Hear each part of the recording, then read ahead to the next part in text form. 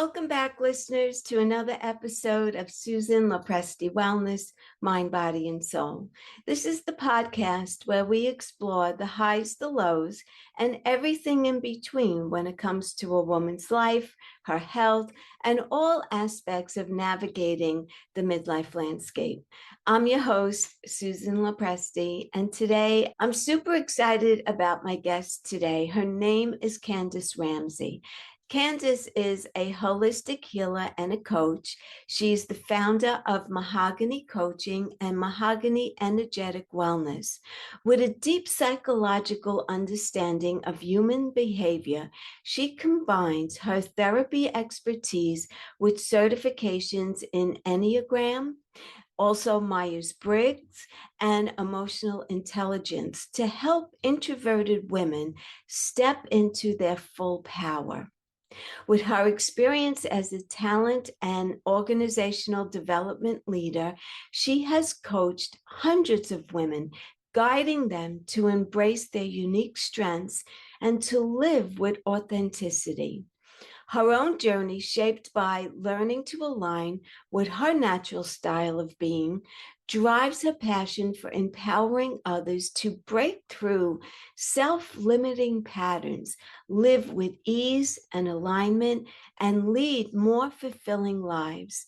Today, she is dedicated to helping women who feel unseen, misunderstood, and or undervalued to reclaim their power in interpersonal relationships, leveraging the insights of the Enneagram to achieve transformative results personally and also professionally.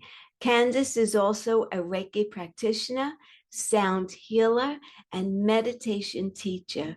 Candice knows the power of holistic wellness and loves to spread the power of healing and self-care for mind, body, and soul. So without further ado, I am super excited for you to meet Candice. So Candice, thank you so much for coming on. I so appreciate you being here. And let's dive into this powerful topic today. Thank you for having me. I'm looking forward to it as well. You're welcome. So let's begin at the beginning. And what got you into this line of work that you're doing currently? Oh, yes. So I got into this line of work because I am the person that I help. So I work with introverted women, primarily trying to navigate an extroverted world. And when I say that, a lot of the women that I help, it's in their career, it's in their, professional life. I was an introverted woman trying to navigate a consulting career, which was very extroverted. And I ran into so many areas where I felt like I was losing myself and losing my identity. And so that's what really got me into the work that I'm doing now.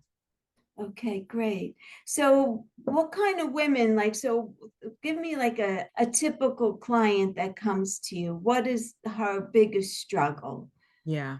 One of the biggest things that I see is this is a woman that's well established in her career, and she's experienced being passed over by promotions.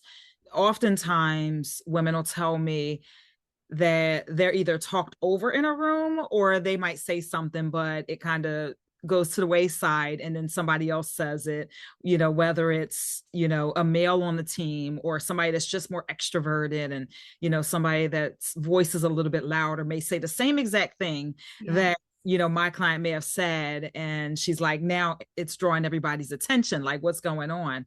So those are two of the really big challenges that women I work with face. Right. So I think it has a lot to do with your presentation, the way you carry yourself, showing confidence.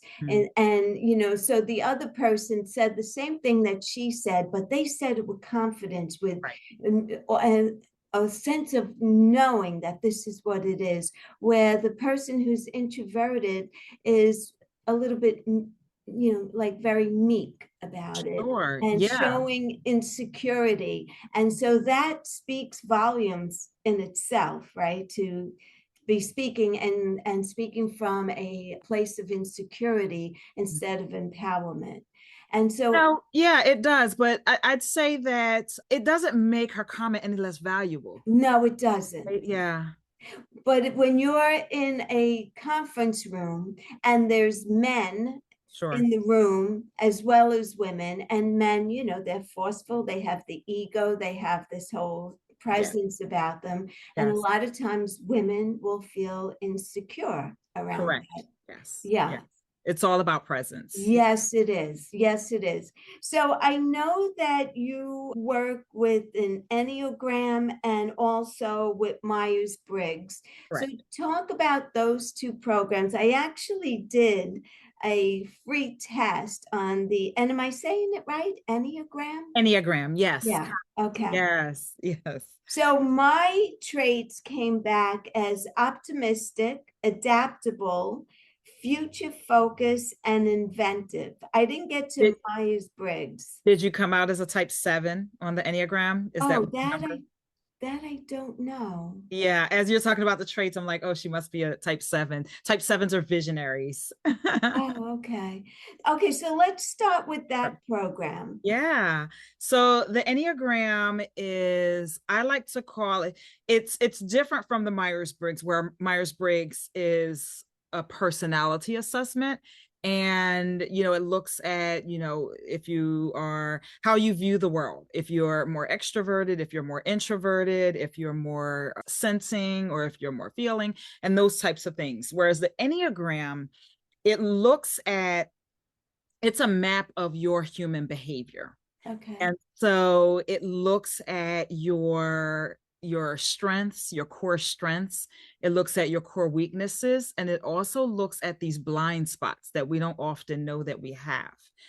I am a type 9 in the Enneagram, which is considered the adaptive peacemaker. And one of my strengths, my core strength, is to be able to see different perspectives. And I like a world of harmony where people get along. And on the flip side of that, my blind spot is that a type 9 tends to be very conflict avoidant, because we want to see a world where there's a lot of harmony and other people can see others' perspectives. When there's conflict, I tend to shy away from that. And so the way that the Enneagram really helps us is by bringing those things to light.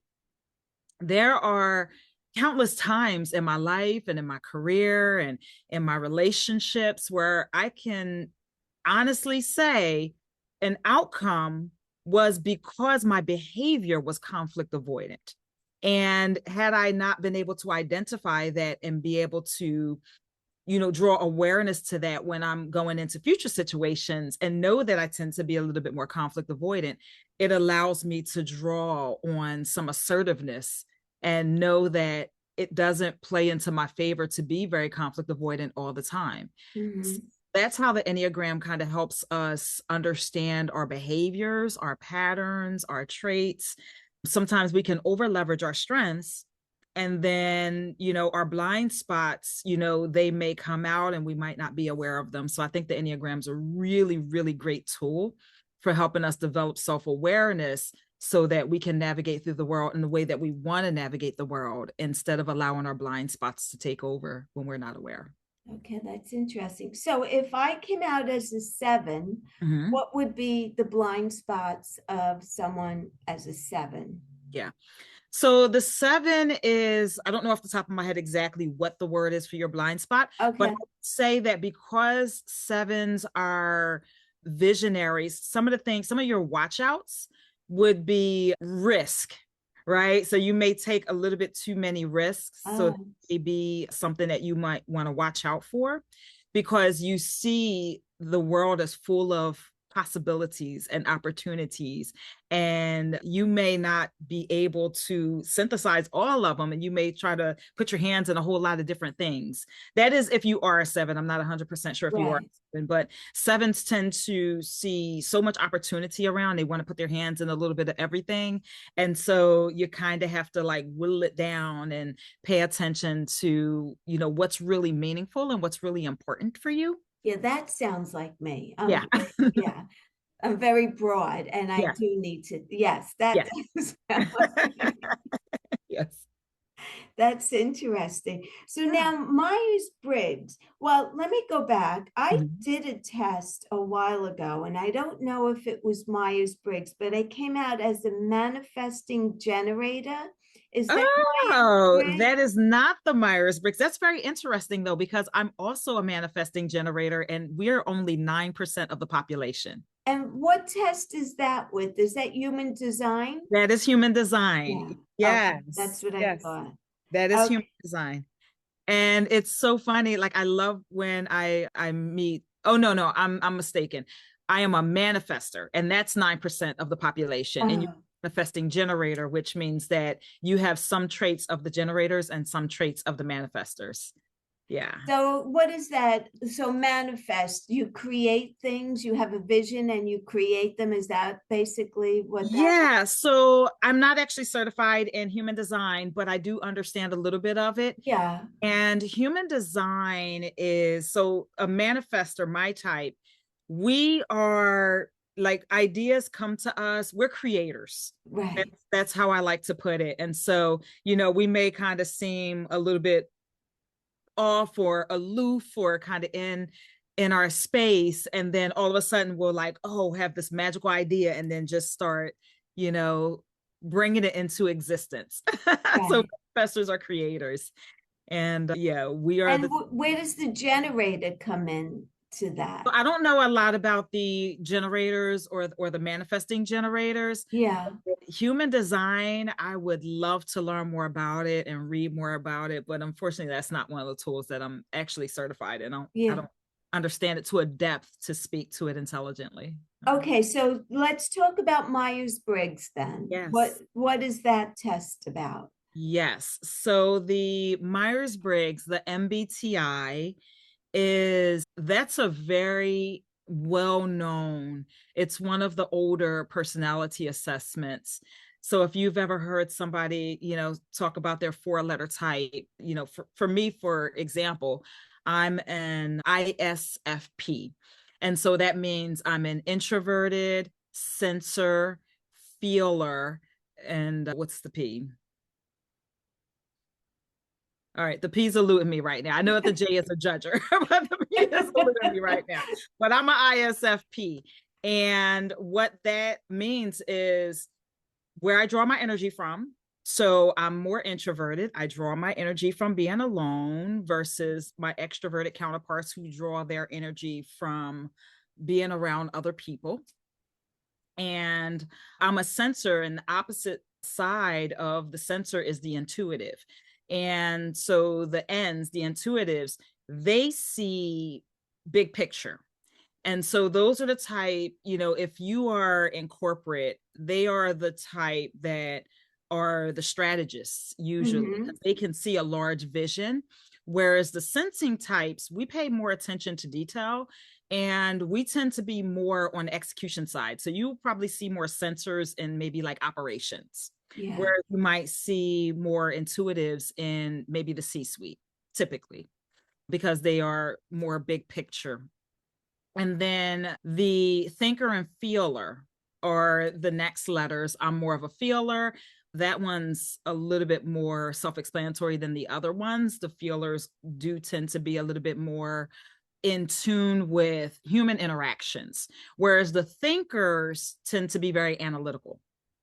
So Yeah. you might see a lot of feelers in like HR, I where was in HR and I feel like I am a feeler. yes, yes. And then the thinkers, they find themselves in things like finance, or, they might find themselves doing like a statistics role or something like that. And then why is the P eluding me right now? But anyway, the last one is, perceiver. That's what it is. I'm like, why Oh, is P eluding me? Judger or perceiver. And so the judger and the perceiver. So judgers tend to be a little bit more, I like to think about it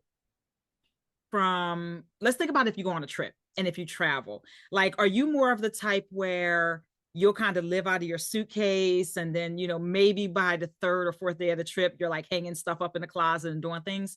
Or are you somebody, as soon as you get to your hotel room, you open a suitcase, you hang your garments up, you set up the sink?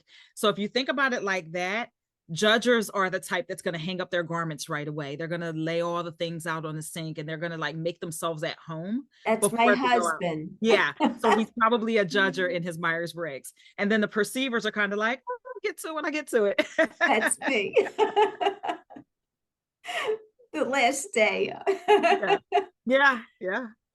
So now this is interesting because you use these two programs in your coaching program Correct. to help women. Yes. So give me an example of how, and do you use both for a person, or do you pick and choose which program to use? So typically, so my core tool is the Enneagram. That's okay. fine. So my coaching, I created a 6-pillar framework, and I use that framework, and your Enneagram type informs some of the questions and how we go through coaching based on my 6-pillar framework. The Myers-Briggs, I will use that primarily as an adjunct tool. Okay. And so if there's something that I want to know about, how you work or how you view the world, or, what type of lens do you see a particular thing through, then I'll offer the Myers-Briggs, because that can give us insights that the Enneagram may not be able to give us. But the Enneagram, every single client that comes through my program, they will get an Enneagram. I also tend to use the Myers-Briggs a little bit more in corporate environments. Yeah. Because companies, when they want to do like a group training, they are more familiar with the Myers-Briggs than they are the Enneagram. Yes.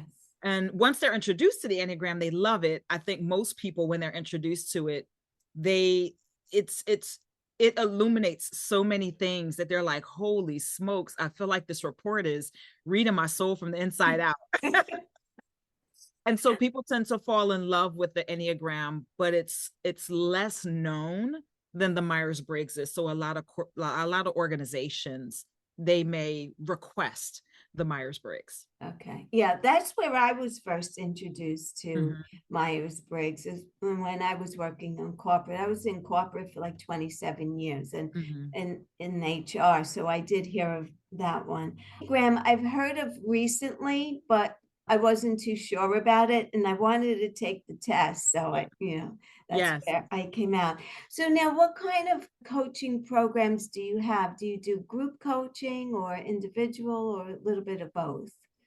It's a little bit of both. So right now I put my group program on pause. I had a group program, but I'm starting to realize that a lot of the women that I work with, they like that direct one-on-one coaching, because when I was running my group program, I only offered 3 one-on-one sessions. And so we met as a group, and then that direct one-on-one interaction with me, they only got 3 of those. And I started to realize that my clients, they like that special, white glove service, and they like that the coaching is tailored specifically for them. So I put that group program on hold. And now what I offer is a program called Path to Clarity. And that's a 3-month coaching package. We meet for 6 sessions, and we go through each one of the 6 pillars that's in my framework.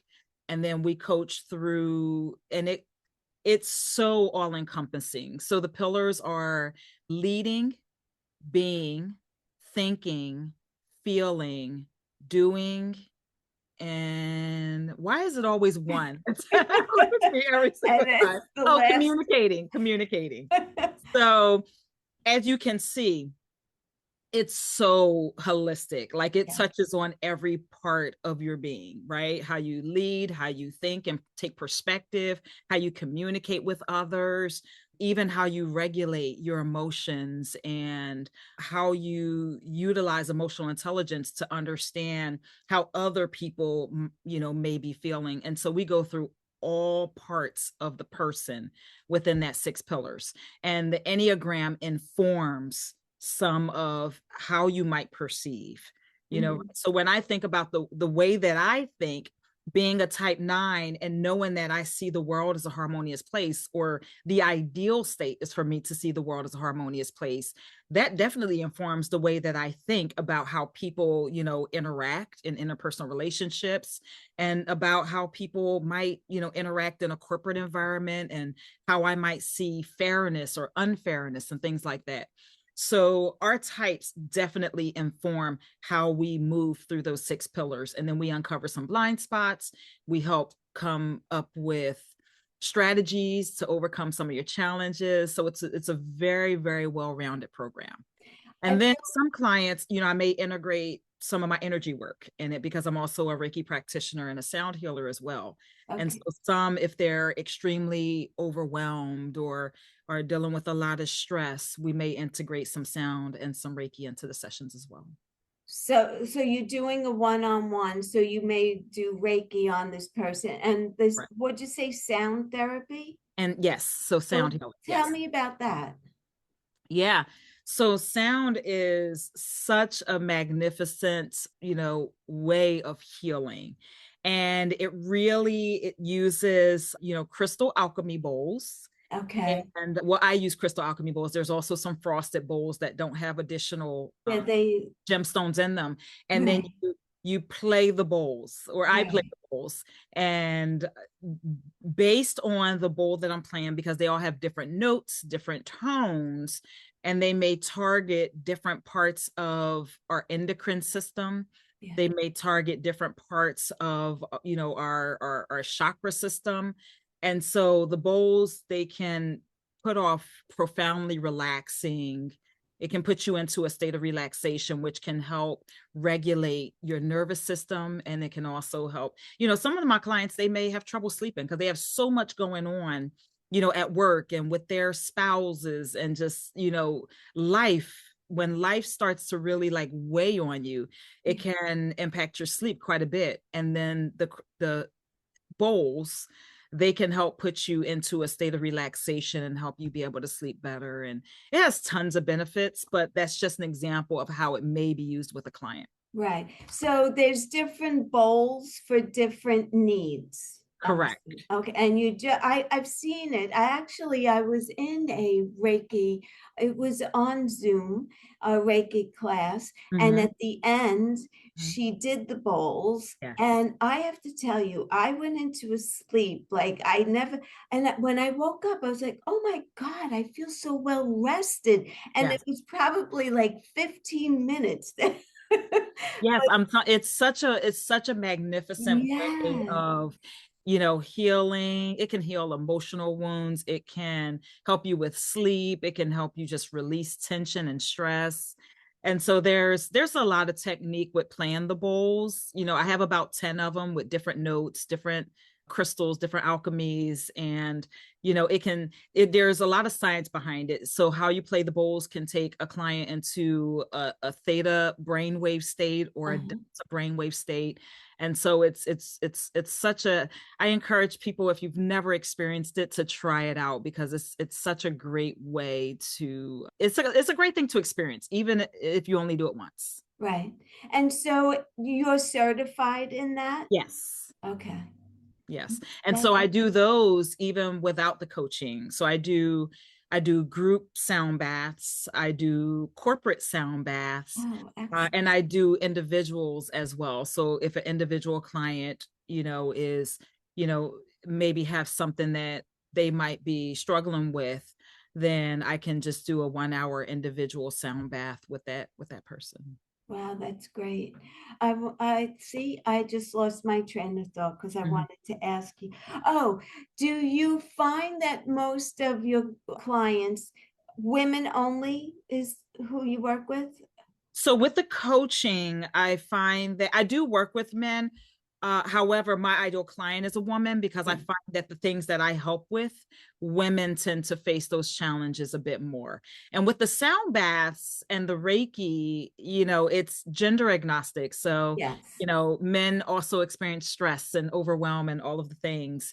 But with the coaching, my ideal client is a woman. But if a gentleman has the same issues, I help everyone. Yeah. So it's a woman who's a professional of, Correct. yeah, Yeah, my ideal client is typically a professional woman who is either introverted or has introverted traits. yeah. Wow, that's great. That's great.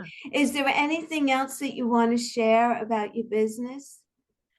Well, I think that I'd like to share that I think everybody can use some form of grounding, whether it's through coaching, whether it's through sound healing, whether it's through Reiki. I think that a common misunderstanding is that kind of like therapy, where you have to be defunct in an area in order to participate in some of these things. But yes, we help with challenges, but we also help, bring you to a state of reaching your fuller potential. Yeah. And so you don't have to be in a state of despair in order to get some of these services. So that's the first thing that I'd like to say to your audience is everybody can use some type of coaching, sound healing, or Reiki. If you've never experienced it, try it out. It's a way of really, really embracing who you are. Yes. Um, I've been a Reiki practitioner for about 5 years now, and I recently got certified as a Reiki master. Oh, I love And it. I, Yes. So now you can train others. yes, yes. And not only that, but I do it, my family members and my dog loves me. And I see a difference. I mean, it's incredible. So, Yes. I tried to do Reiki on my dog. He doesn't sit still. He's a terrier. uh, And every time I try to give him Reiki, he's just like, oh, mom, pet me. yes. It's a little hard, but I do it for my plants. Definitely around the house. And my kids are in their 20s now. So they're like, yes, mom, Reiki me. Yes, my daughter does the same thing. So, Candice, where can people find you? Yes. So I can always be found on my website, which is mahoganycc.com. Okay. mahoganycc.com. And then I am on all of the social platforms, which can also be found on my website. I'm on Okay. Instagram, Facebook, and LinkedIn. Okay, great. And I will put all of that information in the show notes so they'll be able to find you. And if anyone is interested in having a coaching session or sound bath or Reiki, they can find you and we could take it from there. So Indeed. I appreciate you coming on today. Thank you so much for spending some time with us. Yeah, And I love the work that you're doing. Keep on doing it, and I wish you the best of luck in the future, and come back on. I will. Thank you so much for having me, Susan. This was a You- great conversation. You're welcome.